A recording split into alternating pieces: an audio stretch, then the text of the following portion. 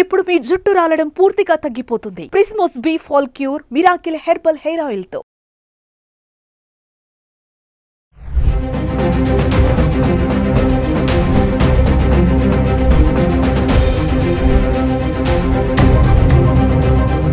నమస్తే, welcome to Suman TV. ప్రస్తుతం మనతో పాటు ఉన్నారు ఫ్యామిలీ కౌన్సిలర్ రజనీ రామ గారు.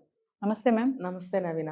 మ్యామ్, రీసెంట్గా చూసుకుంటే సుప్రీం కోర్టు ఒక తీర్పు ఇచ్చింది. ఇప్పుడు వైఫ్ అండ్ హస్బెండ్ చట్టపరంగా రిలేషన్షిప్లో ఉన్నప్పుడు ఒకవేళ వైఫ్ అక్రమ సంబంధం ఏమైనా పెట్టుకుంటే ఆ కారణంగా పిల్లలు కనుక పుడితే మరి ఆ పిల్లలకి తండ్రి ఈ భర్తే అని చెప్పేసి, అంటే ఒక్కసారి ఇది కొంచెం జనాలకి ఏంటంటే మరి ఇలాంటి తీర్పులు వస్తే ఇంక పెళ్ళిళ్ళు ఎందుకు, ఇవన్నీ ఎందుకు, అక్రమ సంబంధాలు అనేవి పెరిగిపోతాయి కదా అనే ఒక టాక్ కూడా నడుస్తుంది. ఒకసారి ఈ కేసు గురించి, ఇలాంటి తీర్పు ఎందుకు వచ్చింది, దీనివల్ల వచ్చే అనర్థాలు ఏంటి, మరి ఇది ఎంతవరకు సబబు అంటే యాజ్ అ ఫ్యామిలీ కౌన్సిలర్ మీరేం చెప్తారు? ఇది ఇప్పుడు వచ్చిన చట్టం కాదు నవీన గారు, బ్రిటిష్ టైంలో వాళ్ళు చేసిన చట్టం ఇది. అది ఎప్పుడో ఉంది.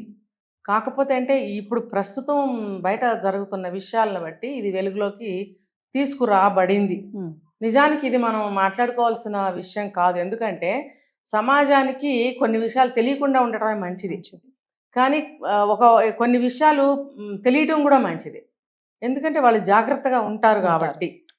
ఇప్పుడు మీరు అడిగిన దాని ప్రకారము ఎవరైతే భార్యాభర్తలు కలిసి ఉంటున్నప్పుడు, కలిసి సంసారం చేస్తున్నప్పుడు వేరే ఆ స్త్రీ అంటే ఆ భార్య వేరే వాళ్ళతో అక్రమ సంబంధం పెట్టుకొని బిడ్డని గనక కని ఇతనితోనే గనక కలిసి ఉంటుంటే ఆ బిడ్డతో పాటుగా ఇతనే తండ్రి కింద ఉండబడతాడు అనేది ఒకటి చెప్తున్నారు. ఇదేంటి అని తెలియని వాళ్ళు విస్తుపోతారు, ఆశ్చర్యపోతారు, గుండె లాగిపోతాయి. కొత్తగా ఇది వెలుగులోకి వచ్చినప్పుడు నాకు కూడా అదే పరిస్థితి, గుండె ఆగినంత పని అయింది. ఎందుకు అని అంటే నిద్రపోతున్న పాముని లేపినట్టు అసలు ఇవి సమాజానికి తెలియపరచకూడదు. కానీ చాప కింద నీరులాగా ఎన్ని జరుగుతున్నాయో మనకు తెలియదు. కాబట్టి సమాజాన్ని కొంచెం అవేర్ చేయటం కోసం తెలుసుకోవటం అనేది కూడా మంచిది. మంచిది అనే కంటే చట్టం తెలుసుకోవటం ప్రతి పౌరుడి యొక్క హక్కు. చట్టం అందరికీ ఒకటే, ఒకళ్ళ కోసం సృష్టించింది కాదు, కొంతమందికి సృష్టించింది కాదు, ఒక వర్గానికి సృష్టించింది కాదు. యావత్ మన భారతదేశ చట్టం మన భారతీయులందరికీ కూడా. కాబట్టి ప్రతి ఒక్కళ్ళు చట్టాన్ని తెలుసుకోవడం అనేది చాలా మంచి విషయం. కాబట్టి ఈ విషయం చెప్తున్నందుకు అన్నిదా భావించొద్దు. మీరు మంచి చెడులు తెలుసుకొని మంచి చెడులు విచక్షణను కలిగి ఆ రకంగా మీరు మంచి మార్గంలో మీ జీవితాలను మలుచుకోవాలని చెప్పి కొన్ని విషయాలు తెలియజేయటం అవుతుంది. నేనుగా తెలియజేయటం లేదు, ఆల్రెడీ వచ్చాయి కాబట్టి నేను దాని మీద మాట్లాడుతున్నా, మీరు అడిగారు కాబట్టి. అయితే చాలామంది చూడండి అక్రమ సంబంధాల ద్వారా పిల్లల్ని కంటున్నారు. అది భర్తలకు తెలియటం లేదు. నాతోనే ఉంటుంది కదా, నాతోనే పుట్టుంటారు అని అనుకుంటారు. కానీ కేరళలో ఒక కేసు జరిగిందని కూడా మనం విన్నాం. అది ఏంటంటే ఇట్లానే అక్రమ సంబంధం ద్వారా ఒక బిడ్డని కానీ ఇతనితోనే ఉంటుంది అనేది. అయితే దీన్ని ఎలా మనం చెప్పుకోవచ్చు అని అంటే, ఇది భర్తతో కలిసి ఉంటూ వేరే వ్యక్తితో సంబంధం పెట్టుకొని ఒక బిడ్డని కానీ ఇతనితోనే ఉంటున్నప్పుడు, అంటే ఎవరితో అయితే అక్రమ సంబంధం పెట్టుకుందో ఆ మగ వ్యక్తి ఇక్కడ ఈవిడితో ఇంకా సంబంధంలో ఉన్నాడా లేదా సంబంధం కొనసాగించకుండా తన లైఫ్ తను వెళ్ళిపోయాడా అనేది అప్రస్తుతం. ఈవిడైతే ఈ బిడ్డతోటి తన భర్తతోటే ఉంటుంది కదా.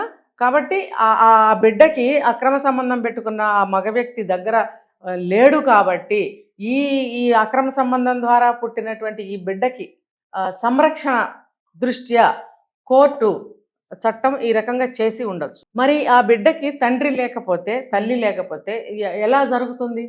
ఇది ఇప్పటి చట్టం కాదని నేను ఇందాకే మెన్షన్ చేశాను.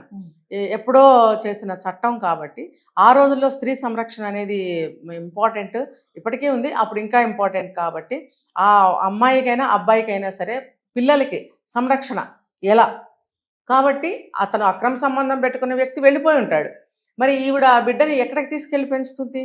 కాబట్టి ఇక్కడ ఇతనే తండ్రి. ఇందులో ఇంకొక విషయం, ఇలా అక్రమ సంబంధం ద్వారా బిడ్డని కన్నది అని ఈ భర్తకి తెలియకపోవచ్చు, తెలియకుండా ఈవిడ మేనేజ్ చేసి ఉండవచ్చు. కాబట్టి ఆ బిడ్డ ఇక్కడ ఇతని బిడ్డలాగానే చలామణి అవుతూ ఉంటుంది. అతను కూడా ఈ బిడ్డకి తండ్రిగా చలామణి అవుతూ ఉంటాడు తెలియని సందర్భంలో. ఒకవేళ తెలిసిన తర్వాత అయినా సరే ఇతనితోనే సంరక్షకుడుగా తండ్రిగా చలామణి అవుతాడు అని ఎందుకు అన్నారు అని అంటే, ఆ బిడ్డ బయటకు వెళ్తే ఎలా బతుకుతాడు ఆ చిన్న వయసులో, అబ్బాయి కానీ అమ్మాయి కానీ. సంరక్షకులు గార్డియన్స్ ఎవరుంటారు కాబట్టి వాడి తల్లిదండ్రులు లేని అనాథను చేయొద్దు. పిల్లలు అనాథలై భవిష్యత్తు పాడయి రోడ్లు పట్టి వాళ్ళొక క్రిమినల్స్గా తయారవకుండా ఉండాలి, చెడు వ్యసనాలకి బానిస అవ్వకుండా, చెడు మార్గంలో పోకుండా, సమాజానికి పనికి రాకుండా పోకుండా ఉండాలి అని చెప్పి ఈ చట్టం చేసి ఉండొచ్చు. అంటే ఇలాంటి తీర్పుల వల్ల మరి భర్తలకు షాకే కదా మేడం? మరి భర్తలకి షాకే. అందుకే చెప్తున్నా, ఇప్పుడు తెలిసి చేస్తే ఒక రకంగా ఉంటుంది, తెలియక చేస్తే ఒక రకంగా ఉంటుంది ఆ ఎఫెక్ట్ అనేది. అందుకనే ఇంకొకటి కూడా చెప్తున్నారు, ఇది సమాజానికి చాలా చెడు. అందుకనే ఇది ఇటువంటి విషయాలు బయటకి చెప్పరు. ఇప్పుడు బయటకు వచ్చింది కాబట్టి నేను దాని గురించి వివరంగా చెప్పడం అనేది జరుగుతుంది. ఇప్పుడు అది ఇలా తీసుకుంటే ద్రోహం చేసినట్టే ఒక రకంగా, ఇంకొక రకంగా మోసం చేసినట్టు, ఇంకొక రకంగా ఏంటంటే ఎంతమంది జంటల మధ్యన విడాకులకు కారణం అవుతుంది. అంటే సంసారాలు కూలిపోతాయి. కాబట్టి నేను ఈ సందర్భంగా చెప్పాల్సింది ఏంటనంటే, ఈ మధ్య అక్రమ సంబంధాలు లీగలైజ్ చేశారు కదా, దానికి దీనికి పెద్దగా తేడా ఏమీ లేదు. అంటే ఈ చట్టాలు అనేవి ఏ సందర్భంగా చేశారు అనేది ముఖ్యంగా తెలుసుకోవాలి.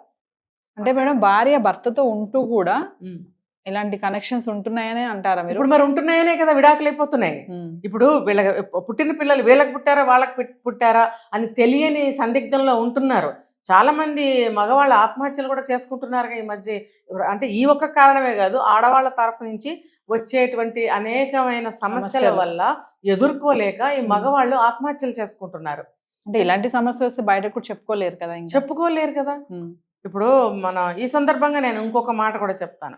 ఇప్పుడు ఈ మధ్య ఈ వారంలోనే జరిగింది ఒక వరంగల్ కేసు. ఒక ఆడపిల్ల ఉరివేసుకుంది, మైనర్, ఆ అబ్బాయి హాస్పిటలైజ్డ్, ఆ అబ్బాయికి కూడా గొంతు కోసారు అని అన్నప్పుడు ఆ అబ్బాయి ఇచ్చిన స్టేట్మెంట్ ఏమిచ్చాడంటే, అసలు ఎందుకు నువ్వు వెళ్లాల్సి వచ్చింది అంటే, ఆ పిల్ల ఫోన్ చేసి పిలిచింది.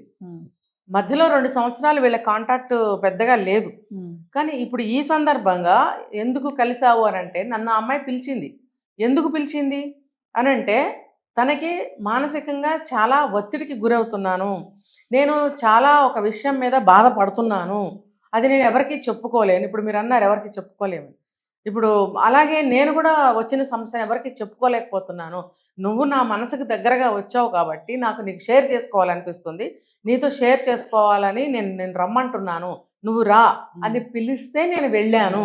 సో వాట్స్ ద మ్యాటర్ అని అంటే, ఆ పిల్ల తల్లి ఎవరైతే ఉందో, సో కాల్ టీచర్, ఆవిడ టీచర్ జాబ్ చేస్తుంది కదా, ఆవిడ ఫోన్లో వేరే అతనితోటి చాటింగ్లు చేస్తుంది అంటే ఈజ్ ఈక్వల్ టు అక్రమ సంబంధాలు ఏమైనా ఉండవచ్చేమో.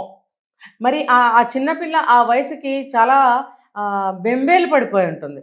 అంటే ఒక పక్కన నన్ను ఒక అబ్బాయితో మాట్లాడద్దు, నన్ను దూరం పెట్టారు, ఆ అబ్బాయి వస్తే అటాక్ చేస్తున్న సందర్భంలో ఉన్నప్పుడు తల్లి ఇంకొకళ్ళతో ఇలాగ మాట్లాడటము, చాటింగ్ అంటే ఆ అమ్మాయికి అర్థం ఏ రకమైన చాటింగ్లు అవి చూసిన తర్వాత అతనికి వాళ్ళ అమ్మకి మధ్యలో ఏం జరుగుతుంది అనేది తెలుసుకోలేని అర్థం కాని వయసులో ఆ పిల్ల లేదు. కాబట్టి ఆ అమ్మాయి వరీడ్. సో అంటే ఇప్పుడు నువ్వు తప్పు చేస్తూ పిల్లని ఎందుకు అదుపు చేస్తున్నావు? కప్పిపుచ్చడం అంటారు కదా, తప్పు చేయడం కదా. ఇది పరువుకు సంబంధించిన విషయం. ఈ విషయం బయటకు వస్తుందేమో అని చెప్పి ఆ తండ్రి ఒక యాక్షన్ తీసుకున్నాడు అక్కడ. అదేంటి, ఎవరు చేశారనేది మనకు తెలీదు. ఆ అబ్బాయి గొంతు కొయ్యడము, ఆ పిల్ల ఉరివేసుకుని చనిపోయింది అనడము, ఇదంతా కూడా పరువుకు సంబంధించిన విషయమని నాకు అనిపిస్తుంది. సో ఇలాంటివి జరుగుతాయి కాబట్టి అటువంటి చట్టాలని హైలైట్ చేసి ఎవరు కూడా మాట్లాడుకోలేదు, ఇంతకాలము చెప్పుకోలేదు. కానీ ప్రస్తుతం ఉన్న పరిస్థితుల్లో చట్టాలు తెలుసుకోవడం అనేది చాలా అవసరం. ఆడవాళ్ళైనా మగవాళ్ళైనా మీరు ఏ మార్గంలో వెళ్తారో అదే రిటర్న్ తిరిగి మీ జీవితానికి శాపం అవుతుంది. మీరు ఇటువంటి చెడు పనులు చేయకండి. అంటే నేను మెల్లగా చెప్తున్నాను, చేస్తే ఏమవుతుందో మీరు చూస్తున్నారు. జీవితాలు కుక్కలు చింపిన విస్తరి అంటారు కదా, కుక్కలు చింపిన విస్తరి పరువు పోయి అవమానపడి ముఖం ఎత్తుకోలేక బయట మీరు తిరగలేని పరిస్థితి వస్తుంది. ఆల్రెడీ అలాంటి పరిస్థితుల్లో ఉన్న వాళ్ళకి వచ్చే ఉంటుంది. ఇప్పుడు అవమానం పడిన తర్వాత ప్రతి ఒక్క క్షణం కూడా బ్రతకడం అనేది చాలా దుర్భరం అయిపోతుంది. ఎస్. ఇప్పుడు ఒక పరువు పోయినా సరే, అవమానం పడినా సరే, మరి అలాంటప్పుడే కదా పరువుకు సంబంధించిన విషయాలు ఎన్నో జరుగుతున్నాయి బయట. ఎందుకు జరుగుతున్నాయి? మీరు సక్రమంగా లేకపోవడం వల్ల. ఇప్పుడు నేను మిమ్మల్ని తిట్టో, కొట్టో, ఇంకొకటి చేసో దారిలోకి తీసుకొచ్చే వయసు మీది కాదు, పరిస్థితి కాదు. పరిస్థితులన్నీ మీకు తెలుసు, మీరేం చేస్తున్నారో మీకు తెలుసు. చెయ్యొచ్చా చెయ్యకూడదా అనేది మీ విచక్షణకి నేను వదిలేస్తున్నా. కొట్టి తిట్టి చెప్పడానికి నేను మీకు బంధువుని, మీ యొక్క కేర్ టేకర్ని, గార్డియన్ని కాదు, మీరు చిన్నపిల్లలు కాదు.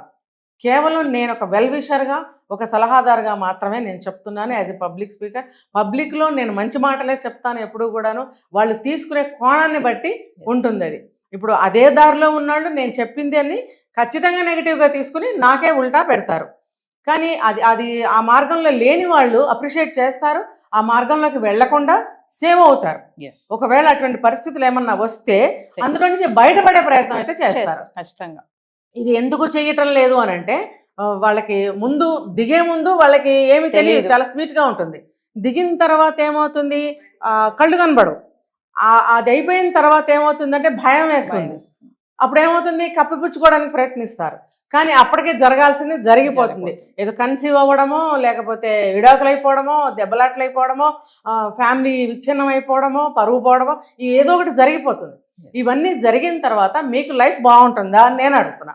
అంత లైఫ్ బాగుంటుంది అనుకుంటే ఎవరిష్టం వచ్చినట్టు వాళ్ళు ఉండొచ్చు, ఎవరు అడ్డుకోరు. కానీ దీనివల్ల దేశ శ్రేయస్సు, సమాజ శ్రేయస్సు చాలా కూడా నాశనం అయిపోతుంది. ముఖ్యంగా సమాజం నాశనం అయిపోతుంది. ఇంకా అక్కడ ఇక్కడ మంచి ధర్మం, నీతి, న్యాయం ఉండబట్టి ఏదో ఇంకా ఇలా నడుస్తుంది. ఇంకా కాస్త పంటలు పండడము, పొలాలు పండడము, కూరగాయలు పండడము, ఇంకా మనం అన్నం కూర అనే తింటున్నాం. ఇంకా మనం ఇవి ఇంకా దూరం వెళ్ళిపోతే మనం అన్నం కూర ప్లస్లో ఏం తింటాము?